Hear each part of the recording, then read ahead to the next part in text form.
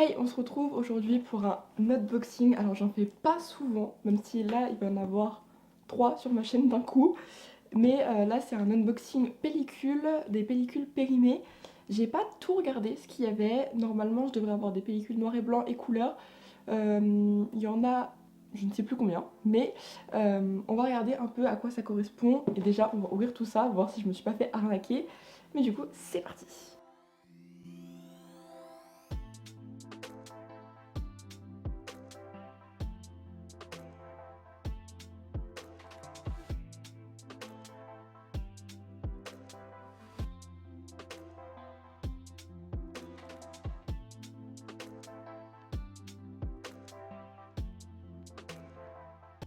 Toutes les pellicules dedans et je vois en premier une Pensant.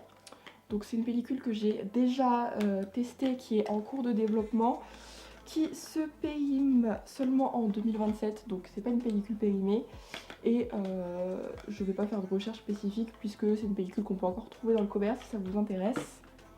Ensuite je vois une autre pellicule, mais qui est une pellicule couleur. Je vais arrêter de dire une autre pellicule parce que on n'a pas fini. Qui est une Superia 200 de chez Fujifilm. Je pense qu'elle se trouve encore dans le commerce, mais c'est vrai que c'est un peu compliqué de trouver des Fujifilm. Et si je retrouve la date, elle se périme en 2015. Donc elle n'est pas très vieille en termes de périssement, ça ne se dit pas. En termes de péremption plutôt. Là on a une pellicule que je ne connais absolument pas. Une Orwo Pan 400, donc ça je vais aller chercher.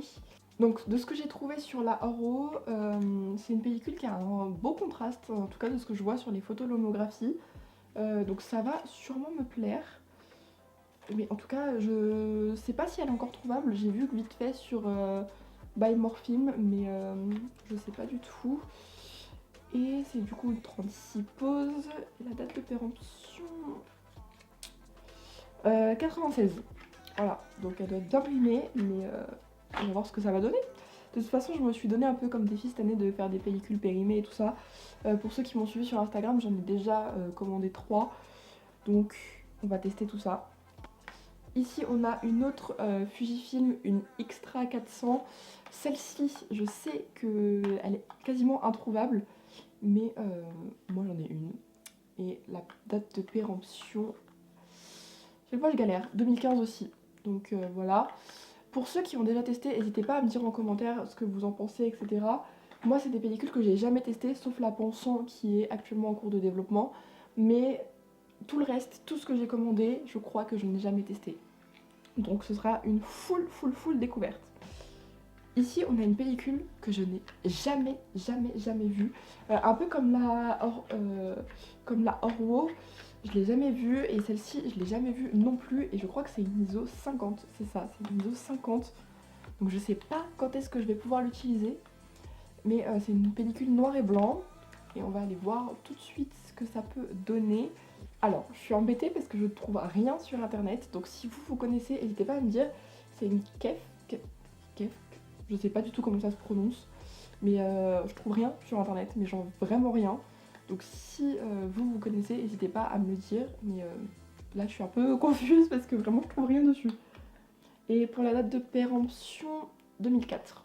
Voilà. Donc, je devrais trouver normalement des trucs, mais il n'y a rien sur internet.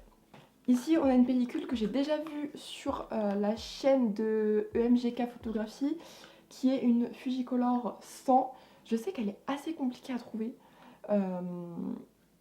Et là, elle vient de Malaisie, si je me rappelle bien de l'annonce. Puisque en plus, j'ai un prix 89 RM, donc ça doit être la monnaie malaisienne. Franchement, j'y connais rien. Qui est expirée, mais est-ce que je vais avoir la date quelque part? J'en ai aucune idée. Franchement, là, je vois même pas la date. Il y a écrit expiré, mais je vois pas la date. Donc bon. Pour celle-ci, j'ai vu les couleurs et tout ça que ça pouvait donner. Franchement, moi, j'aime beaucoup.